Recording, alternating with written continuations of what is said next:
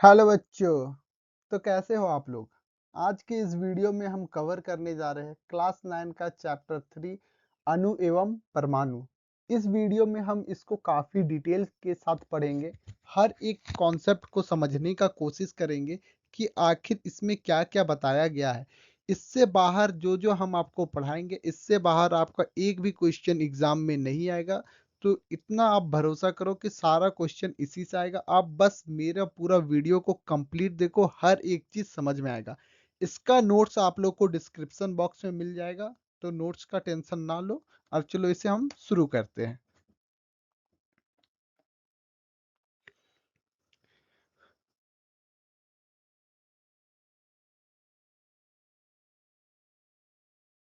तो हम इसे शुरू करते हैं प्राचीन काल से कि आखिर इसके पीछे केवल अभी मॉडर्न समय पे नहीं, प्राचीन काल में भी दो व्यक्ति थे जिन्होंने इसके ऊपर क्या अपना अपना सिद्धांत दिया था। उनमें से एक जो थे ना वो हमारे भारत से थे। कौन थे? महर्षि कनद थे। और दूसरे कौन थे? डेमोक्रिस्ट थे। ये कहाँ के थे? ये ग्रीस के थे। ठीक है। तो ये दोनों ने क्या कहा? इन दोनों का कहना एकदम सेम था, एक ही चीज कहना था, बस अपने अपने शब्दों में उन्होंने अलग तरह से व्यक्त किया था।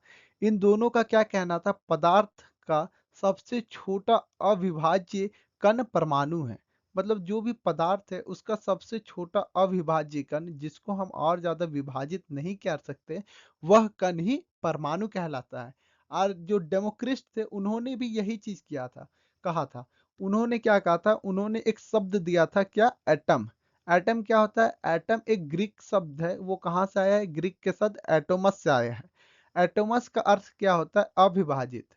तो दोनों का जो विचार था वही चीज था कि इसे और हम ज्यादा विभाजित नहीं किया कर सकते हैं। ठीक है। तो दोनों का विचार सेम था। चलो, अब हम समझने का कोशिश करते हैं किसे? द्रव्यमान संरक्षण का नियम। द्रव्यमान संरक्षण का नियम क्या कहता है? Law of conservation of mass. ठीक है। ये बहुत ही सिंपल सा चीज कहता है, कुछ नहीं, एकदम बहुत ही आसान सा चीज है। आप यहाँ पे फिगर से भी देखो। हम आपको ये फिगर से आपको यहाँ पे एक्सप्लेन करने का ट्राई करते हैं कि ये देखो, मान के चलो ये एक तराजू है। ठीक है। दोनों को, इसको हम लेफ्ट एंड राइट दो साइड में हम इसको बांट दे रहे हैं। तो यहाँ पे क्या हो रहा है? जो ये साइड में जितना भी इसमें लिक्विड है, द्रव्य है, उसका जितना भी द्रव्यमान होगा, ये और ये दोनों का क्या होना चाहिए? बराबर होना चाहिए। इसका क्या मतलब है? कि जब भी हम रासायनिक अभिक्रिया करते हैं, जब भी हम रासायनिक अभिक्रिया करते हैं, तो जो भी अभिकारक है उसका द्रव्यमान और जो भी उत्पाद बनेगा, दोनों का कुल द्रव्यमान बराबर होगा। फॉर एग्जाम्पल ऐसे समझो, आप एक हम ले लेते हैं ए और एक हम ले लेते हैं बी प्लस बी। ठीक है। और इससे मान लेते हैं हम कि एक नया पदार्थ बन रहा है सी। तो ये द्रव्यमान संरक्षण का नियम आपका यही कहता है कि जो ए का द्रव्यमान और बी का द्रव्यमान, यानी इन दोनों का कुल द्रव्यमान मान के चलो, हम ले लेते हैं 5। ठीक है। जिसमें ए को मान लेते हैं हम 2 है और बी को मान लेते हैं 3 है। ठीक है। तो सी का भी कुल द्रव्यमान कितना होगा? द्रव्यमान 5 ही होगा। बस यही कहता है द्रव्यमान संरक्षण का नियम, कि दोनों तरफ का कुल द्रव्यमान हमेशा हमेशा बराबर ही होगा। ठीक है। इसको हम समझो एक एग्जांपल के तरह, कि जब हम एक लेते हैं BaCl2, बेरियम क्लोराइड, और फिर एक और हम क्या लेते हैं? आपका Na2SO4, सोडियम सल्फेट। जब ये दोनों का रिएक्शन हम कराते हैं, ठीक है, तो उससे हम लोग को क्या बनता है? उससे हम लोग का बनता है बेरियम सल्फेट बनता है एक। और एक और क्या बनता है? सोडियम क्लोराइड बनता है। तो आप देखोगे ये दोनों का जो है ना, आप इन दोनों का द्रव्यमान क्या होता है? हमेशा बराबर होता है। इसका द्रव्यमान ले लो और इसका द्रव्यमान ले लो, ये दोनों का द्रव्यमान इन दोनों के द्रव्यमान के बराबर होते हैं। वही बोल रहा है कि अभिक्रिया से पहले और बाद में द्रव्यमान हमेशा क्या रहेगा? समान रहेगा। तो वही चीज आप लोग का द्रव्यमान संरक्षण का नियम बोलता है। और कुछ नहीं, एकदम सिंपल सा चीज है कि अभिकारक का कुल द्रव्यमान और उत्पाद का कुल द्रव्यमान दोनों हमेशा क्या बराबर होना चाहिए। लेफ्ट हैंड साइड का चीज का द्रव्यमान और राइट हैंड साइड का चीज का द्रव्यमान हमेशा बराबर होगा। उसके अलावा फिर क्या बोल रहा है, अस्थिर अनुपात का नियम क्या बोलता है। तो अस्थिर अनुपात का नियम क्या बोलता है, जिसको हम क्या बोल रहे हैं इंग्लिश में लॉ ऑफ कांस्टेंट प्रोपोर्शंस। ये क्या हम लोग को बताता है, ये हम लोग को ये भी एक सिंपल सा बात बोलता है कि किसी भी यौगिक में तत्व जो होते हैं ना, वो हमेशा एक निश्चित अनुपात या निश्चित द्रव्यमान के अनुपात में उपस्थित होते हैं। इसको समझो, ये एक इम्पोर्टेंट चीज है कि जो भी यौगिक है, यौगिक का मतलब आप समझ रहे हैं, जो दो या दो से अधिक तत्वों से मिलके बना है उसको हम लोग क्या कहते हैं, यौगिक कहते हैं। तो यौगिक में क्या होता है ना, वो यौगिक का जब हम लोग उसको एक निश्चित द्रव्यमान मतलब कि उसको निश्चित द्रव्यमान के अनुपात में एक तत्व का जो यौगिक होता है, मतलब यौगिक में जो तत्व रहता है वो एक निश्चित द्रव्यमान अनुपात में उपस्थित होते हैं। जैसे कि आप ले लो H2O यानी जल को, तो जल में क्या हम देख रहे हैं, H2 है और O है, ठीक है। जो H और O में बढ़ता है, तो इसका द्रव्यमान ले लो, द्रव्यमान कैसे हम लोग इसका निकालेंगे, तो H2O का द्रव्यमान कैसे होगा, H का हो जाता है, दो गो हाइड्रोजन है तो उसका हो जाएगा 2, और रेशियो, ठीक है, 2 रेशियो। ऑक्सीजन का द्रव्यमान हमेशा क्या होता है, 16, ठीक है। तो इसको कट करेंगे तो कितना आता है, ये 1:8। ये हमेशा क्या, ये सदैव है, ऑलवेज है। ये अनुपात आपका फिक्स है। ये अनुपात जब आएगा तभी एक यौगिक बनेगा जो जल का यौगिक होगा।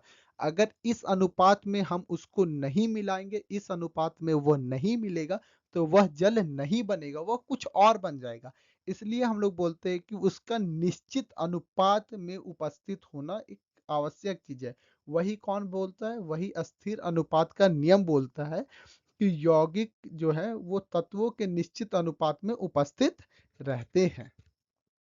चाहे यौगिक किसी भी स्रोत से बना हो, अनुपात नहीं बदलेगा। कोई भी स्रोत से यौगिक बना हो, अनुपात नहीं बदलेगा।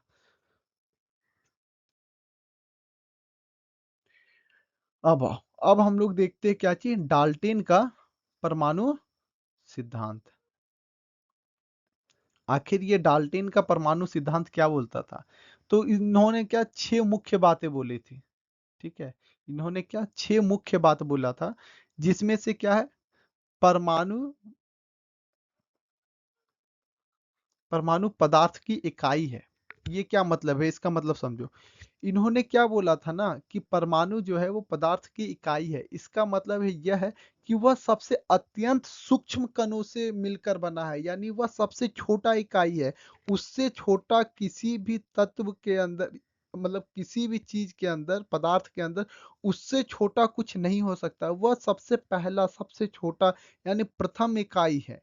यही कहना था पहला, कि सभी पदार्थ अत्यंत सूक्ष्म कणों से बने हैं, जिसे वह परमाणु कहते हैं। परमाणु एकदम अत्यंत सूक्ष्म कणों से बने हैं। यह किसका कहना था, ये डाल्टन साहब का कहना था। उसके बाद उन्होंने दूसरा क्या बोला था कि परमाणु को हम लोग और विभाज्य नहीं कर सकते, ठीक है। इसको और विभाज्य नहीं किया सकता है, और ना बनाया जा सकता है, और ना ही इसको नष्ट किया जा सकता है, ठीक है। ये भी कौन बोला था, डाल्टन साहब भी ही बोले थे कि ना ही इसको और विभाजित किया जा सकता है, और ना ही यह बनाया जा सकता है, और ना ही यह बिगाड़ नष्ट किया जा सकता है। यह भी किसका कहना था, यह भी कहना था डाल्टन साहब का, ठीक है। उसके अलावा तीसरा चीज वो उन्होंने क्या बोला था, एक ही तत्व के सभी परमाणु समान द्रव्यमान और गुण वाले होते हैं, ठीक है। उनका तीसरा क्या कहना था कि एक ही तत्व, एक जो तत्व है उस के सभी परमाणु एक तत्व, अरे समझो बात को, एक ही तत्व के सभी परमाणु समान द्रव्यमान और गुण वाले होते हैं, यानी उनके द्रव्यमान हमेशा समान और गुण समान रहते हैं। और भिन्न तत्व और अलग अलग तत्वों के परमाणु का द्रव्यमान भी अलग होता है, और उनके गुण भी अलग होते हैं। ये किसका कहना था, ये भी डाल्टन साहब का कहना था।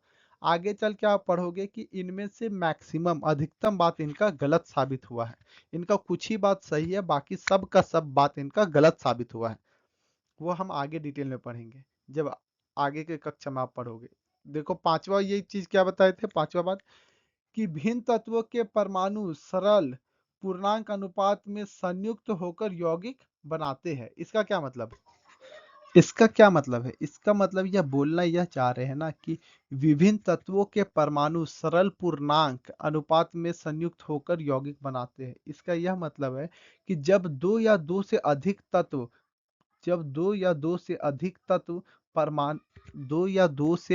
तत्व मिलके जब वह यौगिक बनाते हैं, तो वह यौगिक हमेशा पूर्ण पूर्णांक होना चाहिए। जैसे 1, 2, 3, 4, 5 इस तरह के रेशियो में वह होना चाहिए। वो पॉइंट वाला रेशियो 0.5, 1/2 ऐसा वाला रेशियो में वह यौगिक नहीं बनाते, वह पूर्ण पूर्णांक के रूप में यौगिक बनाते हैं। उसके अलावा एक और क्या उन्होंने बोला था, रासायनिक अभिक्रिया में परमाणुओं का पूर्ण व्यवस्थापन होता है।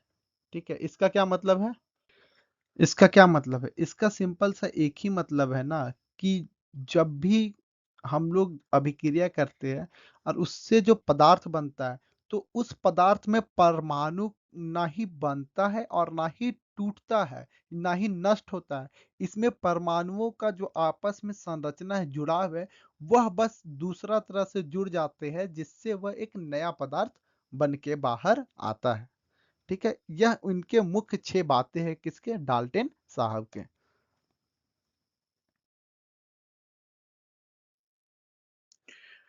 डाल्टन का सिद्धांत उदाहरण सहित, एक उदाहरण से हम लोग इसको समझते हैं, किसे,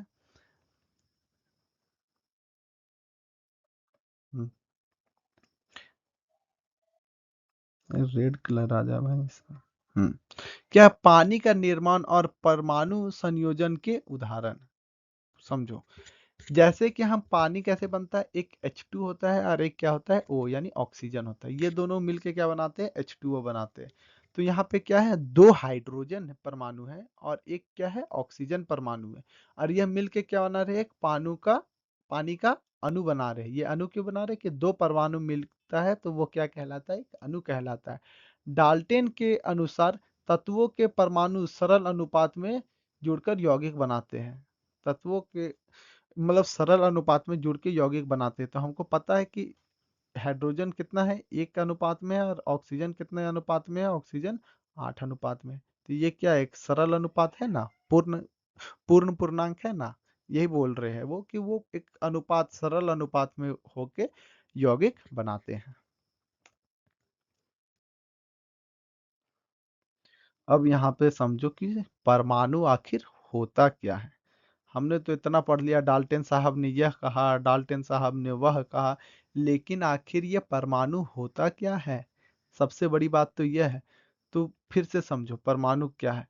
परमाणु पदार्थ की सबसे छोटी इकाई है। क्या है परमाणु, परमाणु पदार्थ की सबसे छोटी इकाई है जो रासायनिक अभिक्रिया में भाग लेती है।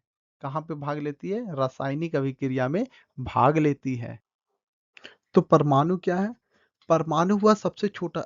आप एक एग्जाम्पल समझो कि आपके पास घर है, आप एक घर बना रहे, तो घर बनाने के लिए हम लोग को सबसे छोटा इकाई क्या चाहिए होता है, सबसे पहला छोटा इकाई क्या हम लोग को चाहिए होता है, ईंट। तो उस घर का सबसे छोटा इकाई ईंट है, और वही ईंट इसलिए उस घर का परमाणु हो जाएगा। इसी तरह अगर आप एक सोना का एग्जांपल लो, आपके पास एक सोने की बिस्किट है, ठीक है, वो एक सोने की पूरी बिस्किट को अगर आप देखोगे तो वह तत्व हो जाएगा। क्यों, क्योंकि वह एक शुद्ध पूरा सोना है। लेकिन अगर आप उस बिस्किट को माइक्रोस्कोप से देखोगे तो उसमें कई सारे छोटे छोटे कणों से वो मिलके बना है, और वही कण क्या कहलाते हैं, परमाणु कहलाते हैं। ठीक है, और जो आपका परमाणु होता है ना, उसका आकार कितना होता है, लगभग 10⁻⁻10 मीटर होता है। ठीक है, या इसको हम 1 एमस्ट्रॉम बोलते हैं, एक की पावर जो ऊपर 0 है, इसको 1 एमस्ट्रॉम बोलते हैं। ठीक है, ये क्या परमाणु का आकार है, कितना है, लगभग 10⁻10 मीटर। या फिर हम लोग जो बोलो कि जो एच हाइड्रोजन है, हाइड्रोजन परमाणु की त्रिज्या कितना है, 53 पीएम। ठीक है, कितना है 53 पीएम, जिसको हम लोग पीएम को क्या बोलते हैं, पिकोमीटर। पिकोमीटर का मतलब होता है 10 दी पावर माइनस ऑफ 12, 10 का पावर में अगर हम माइनस ऑफ कितना लिख रहे हैं 12, इतना बराबर कितना होता है एक पिकोमीटर, जिसको हम क्या बोलते हैं पीएम बोलते हैं। इतना होता है एक हाइड्रोजन की त्रिज्या, हाइड्रोजन परमाणु की त्रिज्या। और जब हम H2O को लेते हैं यानी पानी जो उसका पानी का अणु है, पानी क्या है, एक अणु है, परमाणु थोड़ी ना है, अणु है। H2O पानी क्या है, अणु है, तो उसका कितना हो जाता है, वही अप्रोक्स हो जाता है 280 पिकोमीटर। ठीक है, हीमोग्लोबिन का कितना हो जाता है 5 नैनोमीटर हो जाता है, कितना नैनोमीटर हो जाता है। इतने छोट इसको थोड़ा सा इरेज कर लेता हूँ, दिख नहीं रहा है।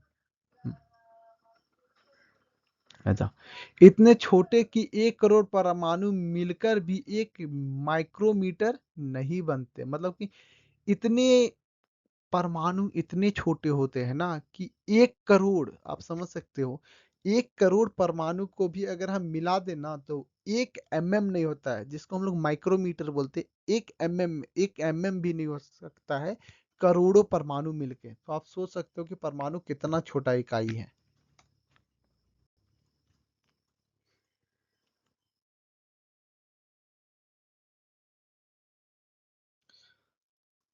तत्वों के आधुनिक प्रतीक, जिसको हम लोग क्या बोलते हैं, IUPAC सिंबल्स।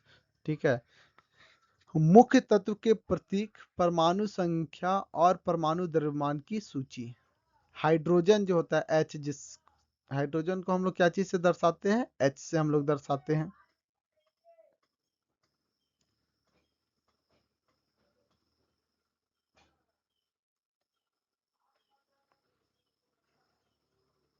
हाइड्रोजन को हम लोग किससे, H से दर्शाते हैं। ठीक है, और इसका जो यूनिट हम लोग क्या बोलते हैं, 1U। ये 1U क्या है, ये 1U क्या है आप लोग का, परमाणु द्रव्यमान। ठीक है, जिसको हम लोग किससे, U से डिनोट करते हैं। U का फुल फॉर्म है आपका यूनिफाइड एटॉमिक मास यूनिट। इसी तरह हम लोग कार्बन को C से, कार्बन का क्या होता है, तत्व का प्रतीक C होता है। ठीक है, जो C क्या है, कार्बन है, इसका परमाणु द्रव्यमान कितना है, 12U है। नाइट्रोजन का N है, इसका परमाणु द्रव्यमान कितना है, 14U है। ऑक्सीजन को O से हम लोग दिखाते हैं, परमाणु द्रव्यमान कितना है इसका, 16U है। सोडियम को Na से लिखते हैं, इसका परमाणु द्रव्यमान कितना है, 23U है। Mg मैग्नीशियम का कितना है, 24U है। इसी तरह आप लोगों ने देखा होगा कि अलग अलग का तत्व को हम लोग इस तरह से दर्शाते हैं कि उसका जो तत्व का प्रतीक है, और ये उसका क्या है, परमाणु द्रव्यमान है। परमाणु द्रव्यमान के पीछे हम लोग U लिखते हैं। ठीक है, और परमाणु संख्या जस्ट इसका आगे लिखा रहता है। जैसे हाइड्रोजन का क्या गया, 1 हो गया, कार्बन का कितना होता है बताइए, 6 होता है परमाणु संख्या। तो इस तरह से उसको हम लोग आगे लिखते हैं। तत्वों के नाम उनकी मूल भाषा यानी लैटिन, ग्रीस, अंग्रेजी में लिखी जाती है, किसके अनुसार, यूपैक, IUPAC के अनुसार। क्या बताता है हम लोग को परमाणु द्रव्यमान और एटॉमिक मास यूनिट जो होता है, ये हम लोग को क्या एक्सप्लेन करता है। तो इसको एक्सप्लेन करने के लिए हम लोग क्या लेते हैं ना, हम लोग लेते हैं कार्बन 12। हम लोग अभी कार्बन 12 लेते हैं, पहले हम लोग कार्बन 12 नहीं लेते थे। पहले हम लोग क्या लेते थे, हम लोग ऑक्सीजन या नाइट्रोजन को इसकी जगह पे यूज करते थे। लेकिन अभी हम लोग कार्बन 12 को लेते हैं। क्यों लेते हैं, क्योंकि इस पूरे दुनिया में सबसे ज्यादा जो तत्व कोई पाया जाता है वो कौन सा पाया जाता है, कार्बन पाया जाता है। इसीलिए हम इस कार्बन 12 को मानक मान के इसको हम किसी भी चीज का यूनिट बनाते हैं। और ऐसा यूनिट हम क्यों बनाते हैं, क्योंकि एक अकेला परमाणु का वजन जो हम लोग ग्राम में देखें तो या फिर किलोग्राम में बहुत ज्यादा हो जाता है। ठीक है, इतने छोटे नंबर पर हिसाब लगाना बहुत मुश्किल होता है। इसलिए वैज्ञानिकों ने एक रेफरेंस यानी मानक पैमाना बनाया, जिससे हम एक परमाणु के वजन को एक आसान संख्या में तुलना करके लिख सके। शुरुआत में हाइड्रोजन और ऑक्सीजन को मानक माना गया था, लेकिन 1961 में अंततः कार्बन 12 को वैश्विक मानक मान लेते हैं हम लोग। अब हमने बताया कि कार्बन को क्यों माना गया, कार्बन 12 को, क्योंकि यह प्रकृति मतलब कार्बन जो है ना वो प्रकृति में प्रचुर मात्रा में पाया जाता है। और कार्बन 12 के नाभिक में 6 प्रोटॉन होते हैं एवं 6 न्यूट्रॉन होते हैं, जो कि कुल कितना बनाता है, न्यूक्लियस में 12 न्यूक्लियन बनाता है, जो इससे बहुत ही अस्थिर यानी बहुत ही स्टेबल बनाता है। इसलिए हम लोग किसका यूज करते हैं, कार्बन 12 का यूज करते हैं। अब हम लोग देखते हैं कि 1U कितना होता है। आखिर ये यू में हम लोग जो इसका परमाणु द्रव्यमान का इकाई है वह कितना होता है, तो उसको क्या करते हैं हम लोग ना, कार्बन 12 लेते हैं हम लोग। ठीक है, कार्बन 12 लिए 1U बराबर कितना हो गया, 1U बराबर आपका हो जाता है कि कार्बन 12 जो है उसको हम लोग उसका एक अकेला परमाणु के वास्तविक द्रव्यमान के ठीक उसको कितना से 1/12 से भागा दे देते हैं, जिससे कितना बनता है, 1U बनता है। ठीक है, इसको क्या कहते हैं, जो भी परमाणु द्रव्यमान है उसके 1/12 कार्बन के जो एक परमाणु का जो भी द्रव्यमान है उसको उसका 1/12 से जब हम लोग भाग दे देते हैं तो वह इतना आता है, जिसका वैल्यू कितना है, 1U। 1U बराबर इतना किलोग्राम है। हाइड्रोजन का परमाणु द्रव्यमान कितना है, 1U। ऑक्सीजन का 16U। ठीक है, नाइट्रोजन का कितना है, 14U। कार्बन का 12U। इसी तरह आप लोग का हर एक चीज का आप लोग को दिया गया है। ठीक है, तो आप इसको अच्छे से समझ सकते हो।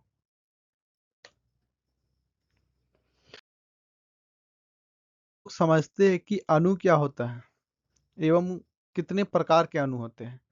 तो बेसिकली जो है ना अणु, वो 3 प्रकार के होते हैं, एक परमाणु वाला, द्विपरमाणु वाला और बहुपरमाणु, बहुत सारे परमाणु वाले। एक परमाणु से बना अणु कौन कौन सा होता है, ये उत्कृष्ट गैस होते हैं, जो नोबल गैस होते हैं ना, नोबल गैस होते हैं, जो अकेले अस्थिर रहते हैं। उदाहरण के लिए एच, हीलियम, ये कौन कौन से होते हैं, इसमें नोबल गैस होते हैं। ये क्यों होते हैं, क्योंकि ये काफी स्टेबल होते हैं। तो अणु का मतलब ही ऐसा चीज है ना, जो कि इसलिए दो या दो से अधिक मिल के बनाए, क्योंकि उसका अणु का मतलब है कि वो स्टेबल रहे। तो हम वैज्ञानिकों ने क्या देखा कि ये जो नोबल गैस है ना, वो भले ही एक है लेकिन उसके बाद भी वो स्टेबल है, इसीलिए इसको हम लोग अणु के कैटेगरी में डाल देते हैं। दूसरा कौन सा होता है, दो परमाणुओं से मिलकर बने अणु। तो ये क्या होता है, ये समान एवं भिन्न तत्व दो तरह से हो सकते हैं, या तो समान तत्व से मिलकर बने, जैसे ऑक्सीजन, ऑक्सीजन दो गो हो गया, या अलग अलग HCl दो अलग अलग तत्व से भी मिलकर बने हैं। तो दो या दो से अधिक परमाणुओं आपस में मिलकर बनाए वो क्या हो जाएंगे, द्विपरमाणु वाला हो जाएंगे। बहुपरमाणु में क्या हो जाएगा, 3 या 3 से अधिक परमाणु आपस में मिलकर जब मतलब आपस में मिलकर जब बनेंगे तो वो क्या होंगे, वो हम लोग का 3 या 3 से अधिक बहु परमाणु बहु अणु वाला कैटेगरी में आ जाएंगे। इसको हम लोग क्या बोलेंगे, बहुपरमाणुक बोलते हैं। ठीक है, जो 3 या 3 से अधिक, दो वाला को द्वि बोलते हैं और एक वाला को एक बोलते हैं। इसका एग्जांपल आप देख सकते हैं, जैसे P4 हो गया, S8 हो गया, ये सब क्या हो गया, इसका एग्जांपल हो गया। O3 हो गए, तो ये सब आपका एग्जांपल हो गया।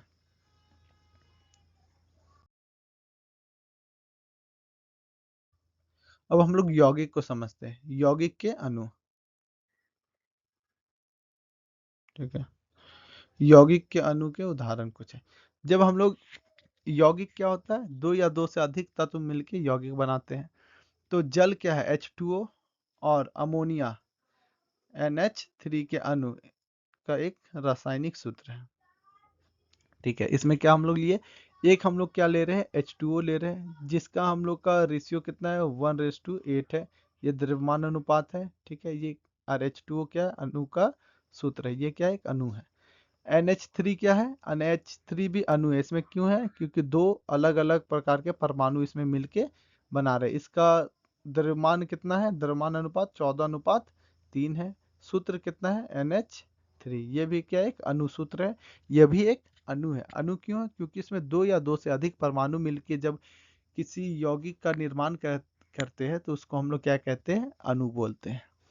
यौगिक यौगिक अणु में दो या अधिक भिन्न तत्वों के परमाणु एक निश्चित अनुपात में जुड़े होते हैं। ठीक है, दो या दो से अधिक जो आपका होते हैं ना भिन्न तत्व, एक निश्चित अनुपात, एक फिक्स्ड रेशियो में उसमें जुड़े होते हैं।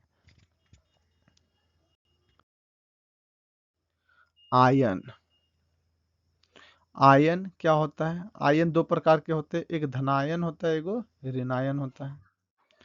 धनायन मतलब यानी पॉजिटिव चार्जेस, और ऋण आयन यानी नेगेटिव चार्जेस। ठीक है, ये चीज होता है। तो आयन की परिभाषा क्या है? आयन कुछ नहीं है, आयन वह परमाणु या परमाणुओं का समूह है। आयन क्या है? वह परमाणु या परमाणुओं का समूह है। वह परमाणु या परमाणुओं का समूह है जो इलेक्ट्रॉन खोकर, आयन क्या है? आयन वह परमाणु या परमाणुओं का समूह है जो क्या करता है? आयन खोकर या ग्रहण करकर यानी पाकर अवसित हो जाता है, यानी वो चार्जेस उसके ऊपर आ जाते हैं, अवेशित हो जाता है। उदाहरण के लिए Na+, Cl-, NH4+, SO4 2-, इस देख रहे हैं आप, ये सब के ऊपर क्या आप लोग को कॉमन दिख रहा है कि इन सभी के सर के ऊपर में कुछ ना कुछ चार्जेस आ जा रहा है, यही चार्जेस आपके आयन है।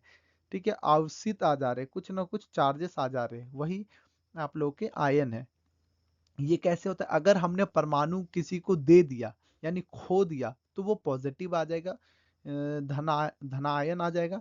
अगर हमने किसी से ग्रहण किया, ले लिया, तो क्या आ जाएगा? ऋणायन आ जाएगा, यानी नेगेटिव चार्जेस आ जाएगा। आयन दो प्रकार के होते हैं, धनायन और ऋणायन। धनायन क्या होता है? जिसको हम लोग क्या बोलते हैं? किशन। कटायन एंड अनायन होता है। कटायन को क्या लिख दें? कटायन, हाँ, कटायन एंड अनायन होता है। जब परमाणु इलेक्ट्रॉन खोकर, मैंने बताया ना, धनायन यानी क्या हो गया? जब परमाणु इलेक्ट्रॉन खोकर, ठीक है, यहाँ पे समझो, जब परमाणु क्या करता है? इलेक्ट्रॉन को खोता है, खो देता है, तो क्या बनता है? धनायन बनता है। क्या बनता है? धनायन बनता है। उदाहरण के लिए Na क्या अपना, अगर एक इलेक्ट्रॉन को खो देगा तो वो क्या हो जाएगा? Na+ होगा। मैग्नीशियम अगर अपना दो इलेक्ट्रॉन को छोड़ देगा तो वो Mg2+ हो जाएगा। एल्युमिनियम अपना 3 इलेक्ट्रॉन को छोड़ देगा तो Al3+ होगा। ये सब क्या है? धनावेशित है। क्या है? ये सब पॉजिटिव चार्जेस है, ये लोग के ऊपर में धनावेशित है ये सब। वही अलग एक और प्रकार क्या होता है? ऋणायन, जिसको हम लोग क्या बोलते हैं? अनायन बोलते हैं। ये कब आता है? जब परमाणु इलेक्ट्रॉन ग्रहण करता है, किसी और से अपने पास परमाणु को लेता है, एक्सेप्ट करता है। जब हम किसी और से ग्रहण करते हैं, यानी समझो कि हम किसी से कर्ज लिए, किसी से लेने का मतलब क्या? कर्ज लिए, और कर्ज को हम लोग किस चीज में दिखाते हैं? नेगेटिव में, वही है ऋणायन। ये ऋण है, नेगेटिव है। जब हम किसी से और से एक्सेप्ट करते हैं, लेते हैं, तो वो क्या हो जाता है? ऋण हो जाता है, वही हम लोग के ऊपर नेगेटिव चार्जेस आता है, और इसे हम क्या बोलते हैं? ऋणावेशित होते हैं। क्या कहते हैं हम लोग इसको? ऋणावेशित बोलते हैं। ठीक है। रासायनिक सूत्र कैसे लिखते हैं, जिसको हम लोग क्या बोलते हैं? वैलेंसी मेथड से। इसमें हम लोग क्या करते हैं, इसको समझो। संयोजकता की अवधारणा और सूत्र लिखने की विधि क्या है? संयोजकता क्या होता है? किसी तत्व के परमाणु की संयोजकता क्षमता और मतलब किसी तत्व के परमाणु की संयोजन क्षमता को हम लोग क्या कहते हैं? संयोजकता कहते हैं। इसका मतलब समझो कि किसी भी जो तत्व है उसको स्टेबल होने के लिए कितना इलेक्ट्रॉन देना पड़ेगा या कितना इलेक्ट्रॉन लेना पड़ेगा, उसको हम लोग क्या बोलते हैं? संयोजकता यानी वैलेंसी बोलते हैं, कि कितना इलेक्ट्रॉन वह दे सकता है या फिर कितना इलेक्ट्रॉन वह ले सकता है। किसके लिए? अपने आप को स्थिर यानी स्टेबल बनाने के लिए। स्टेबल वो कब कब बनेगा? जब उसका लास्ट सेल जो रहता है ना, जो भी परमाणु का, तो लास्ट सेल में उसका इलेक्ट्रॉन्स या तो 2 होना चाहिए या 8 होना चाहिए, तब वो स्टेबल हो जाता है। तो ये चीज़ आप आगे जाके पूरा डिटेल में पढ़ोगे, अभी इतना समझो कि हम लोग इसको क्रॉस मेथड से समझते हैं। यहाँ पे आप देखो, क्रॉस मेथड से इसको हम लोग करते हैं। तो Na का कितना होता है? Na और Cl, तो सोडियम जो होता है ना, उसके टोटल 11 इलेक्ट्रॉन्स होते हैं, तो उसको लास्ट सेल में 8 बनाने के लिए एक छोड़ना पड़ता है। तो वह एक क्या करता है, छोड़ दिया। अगर वह एक छोड़ दिया तो उसके ऊपर पॉजिटिव आ गया। और क्लोरीन क्या करता है, एक ले लेता है। तो Na एक छोड़ दिया और Cl क्या करता है, एक ले लेता है। तो ये दोनों को जब हम लोग क्रॉस कराते हैं ना, तो वो क्या बनाता है, एक इसके ऊपर जो प्लस वाला चार्जेस है, सो Cl को क्या कर दे रहा है, नॉर्मल कर दे रहा है, और Cl के ऊपर जो माइनस वाला चार्जेस है वो Na को नॉर्मल कर दे रहा है। इसी के कारण ये दोनों आपस में फिर मिलके क्या बन जाएंगे, NaCl। और जब हम लोग इसको क्रॉस करते हैं तो Cl कितना, एक है, Na कितना है, एक है। तो आपस में ये लोग को जब क्रॉस में गुना करेंगे ऐसे और ऐसे, तो क्या हो जाएगा, Na एक है, Cl भी एक है, तो ये केवल NaCl रह जाएगा। लेकिन MgCl2 में देखो, MgCl2 में Mg2 प्लस में टूटा, Cl एक में टूटा। लेकिन जो यहाँ पे Mg है वो कितना है, 2 है। कितना Mg है यहाँ पे, 2 है, 2 प्लस में टूटा है, तो इसके नीचे 2 लिखाएगा, Mg के नीचे यहाँ पे 2 लिखाएगा, ठीक है, और Cl के नीचे 1 लिखाएगा। तो ये दोनों आपस में गुना होगा। ये कहाँ पे गुना होकर जाएगा, इधर जाएगा Mg के साथ, और 2 किसके साथ जाएगा, क्लोरीन के साथ जाएगा। इसलिए इसके बाद ये क्या बन जाएगा, Mg बनेगा। Mg के साथ कौन गया, 1, और Cl के साथ कौन गया, 2, तो MgCl2। उसी तरह एल्युमिनियम में समझो, एल्युमिनियम का कितना पावर में वो टूटा है, +3 में टूटा है। ऑक्सीजन -2 में टूटा है, तो -2 किस, इसके नीचे 2 लिखाएगा ऑक्सीजन के नीचे, और इसका पावर कितना है, 3, तो इसके नीचे 3 लिखाएगा। जब हम लोग क्रॉस मल्टीप्लीकेशन करते हैं तो 2 है सो एल्युमिनियम के साथ इंटू होगा, और 3 है सो किसके साथ, ऑक्सीजन के साथ इंटू होगा। तो एल्युमिनियम के साथ कौन हुआ, 2, तो Al2 हो गया। ऑक्सीजन के साथ कौन हुआ, 3, तो O3 हो गया। टोटल क्या बन गया, Al2O3। यही किसका नियम है, यही है संयोजिकता, ठीक है, यही नियम बताता है। को आपस में हम लोग क्या करते हैं, बदल देते हैं, क्रॉस मल्टीप्लिकेशन करके आपस में वो दोनों का संयोजिकताओं को हम लोग आपस में बदल देते हैं। यही आपका रासायनिक सूत्र लिखने का विधि है, या जिसको हम लोग वैलेंसी मेथड कहते हैं। वही चीज आपका यहाँ पे भी दर्शाया गया कि कैसे करते हैं। एल्युमिनियम का Al2 हो गया, जिसका संयोजकता 3 था, इसीलिए वो ऑक्सीजन के साथ इंटू हो गया, और ऑक्सीजन का 2 था, इसलिए वो एल्युमिनियम के साथ हो गया।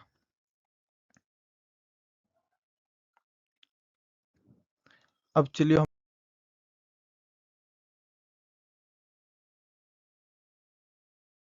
लोग किसको समझते हैं, आणविक द्रव्यमान की गणना। ये क्या है, तो इसको समझो। हम लोग एक H2O ले रहे हैं और एक HNO3 के आणविक द्रव्यमान चरणबद्ध उदाहरण। अरे भाई साहब, सीधा सीधा लाइनवा आइए ना भाई साहब, टेढ़ भाग कुछ काहे हो जाते हैं, पटाक से। काहे टेढ़ भाग कुछ हो जाते हैं। चलिए इसको हम लोग समझते हैं। तो हम लोग जब H2O को ले रहे हैं, H2O यानी क्या, जल का ले रहे हैं, उसका आणविक द्रव्यमान क्या होता है, हाइड्रोजन का एक का होता है 1U, और 2 गो हाइड्रोजन है तो इसका क्या हो जाएगा, 1U इंटू 2, तो टोटल इसका आणविक द्रव्यमान, इसका हाइड्रोजन का कितना होगा, 2U। ऑक्सीजन का कितना होता है द्रव्यमान, ऑक्सीजन का होता है 16 यूनिट, यानी 16U। ऑक्सीजन क्या है, एगो, तो हो जाएगा 16 इंटू 1, तो ये इसका टोटल कितना हो जाएगा, 16U हो जाएगा। ठीक है, इसका टोटल कितना हो जाएगा, 16U हो जाएगा। तो कुल टोटल कितना बना इन लोगों का टोटल कितना बना, 2 उसका और 16 इसका, टोटल कितना बना, 18U। यही है आपका आणविक द्रव्यमान, यानी टोटल द्रव्यमान। आणविक द्रव्यमान का मतलब है टोटल द्रव्यमान। हर एक तत्व का कितना द्रव्यमान है, हर एक को तोड़ तोड़ के निकालो। जैसे ये वाला एग्जांपल में HNO3 में देखो, यहाँ पे हाइड्रोजन कितना है, एक, तो 1U। ठीक है, नाइट्रोजन कितना है, एक, तो इसका नाइट्रोजन का हो जाता है 14U। ऑक्सीजन कितना है, तो 3, तो 16 तिया 48U इसका हो जाएगा। टोटल जोड़े तो कितना हो गया, 63U। यही आपका आणविक द्रव्यमान बोलता है कि हर एक को तोड़ तोड़ के उसका द्रव्यमान निकालो और वो पूरा को टोटल कर दो। ठीक है, यही मतलब टोटल द्रव्यमान उसका क्या होता है।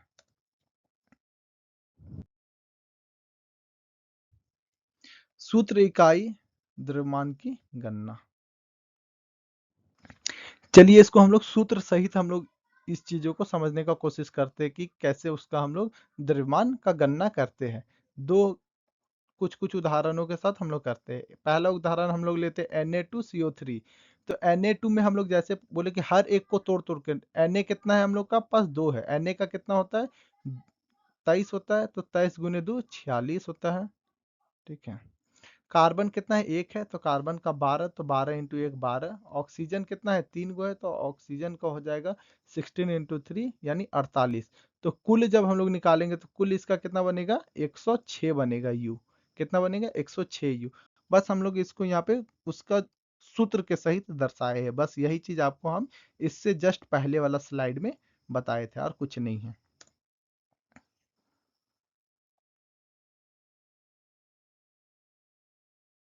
आ जाओ, महत्वपूर्ण परमाणु द्रव्यमान और उसका संयोजकता सारणी।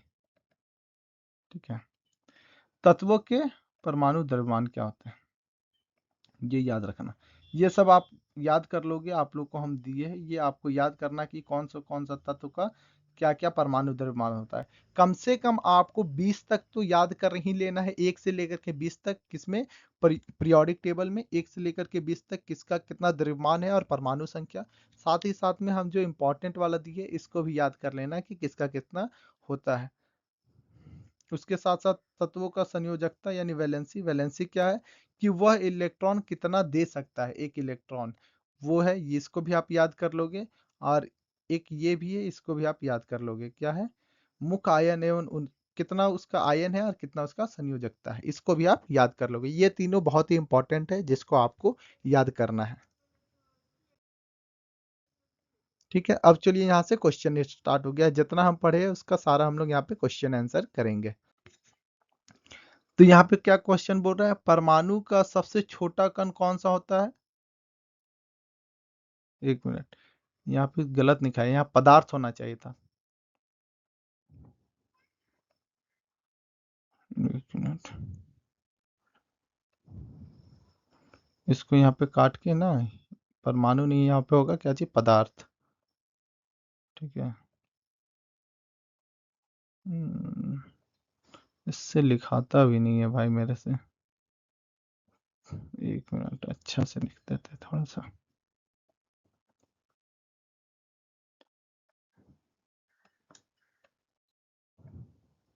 ठीक है, क्या है पदार्थ है ये,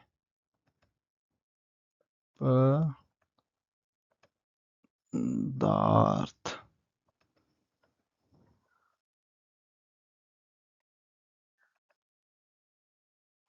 ये क्या है पदार्थ है। पदार्थ का सबसे छोटा कण क्या होता है, परमाणु होता है। ठीक है। द्रव्यमान संरक्षण का नियम किसने दिया था, तो कौन था, लेवोरिज ने दिया था। ठीक है। अस्थिति अनुपात का नियम किसने प्रतिपादित किया था, तो वो कौन था, प्राउस्ट ने दिया था। ये आपका सारा उस प्रेजेंटेशन में दिया हुआ है, आप एक बार अच्छा से पढ़ोगे तो आपको हर एक चीज, या पढ़ोगे तो आपको हर एक चीज याद है। परमाणु द्रव्यमान इकाई यू किस पर आधारित है, तो हम लोगों ने पढ़ा था कार्बन 12 पे आधारित है। ठीक है। जल का रासायनिक सूत्र क्या है, H2O है। तो आप इन सभी क्वेश्चन को आप देख सकते हो, काफी इजी इजी आपका क्वेश्चन है। यही सारे क्वेश्चन आपके जितने ये प्रीवियस ईयर क्वेश्चन पेपर के क्वेश्चन है, आप देखो एक भी क्वेश्चन जो आपसे नहीं बनेगा तो आप मेरे को बोलना। हर एक क्वेश्चन को आप ट्राई करो, जो जो क्वेश्चन नहीं बनेगा वो आप मेरे को बताते जाना। मैं उस सारे क्वेश्चन के बस आप मेरे को सीक्वेंस वाइज कमेंट कर देना, और अपना या फिर मेरे व्हाट्सएप ग्रुप पे, मैंने व्हाट्सएप का लिंक दे दिया होगा, उस व्हाट्सएप ग्रुप पे मैसेज कर देना, आपको सारा का आंसर मिल जाएगा। ठीक है।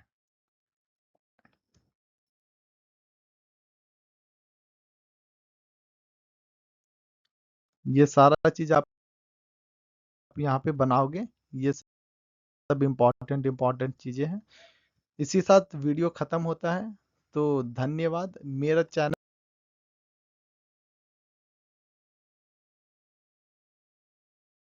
जैक स्पेशल के चैनल पे बने रहो, चैनल को सब्सक्राइब करो, लाइक करो, वीडियो को शेयर करो और सपोर्ट दिखाओ। ये आप लोग को 9 क्लास का पूरा प्लेलिस्ट साइंस का मेरी तरफ से आप लोग को दिया जाएगा।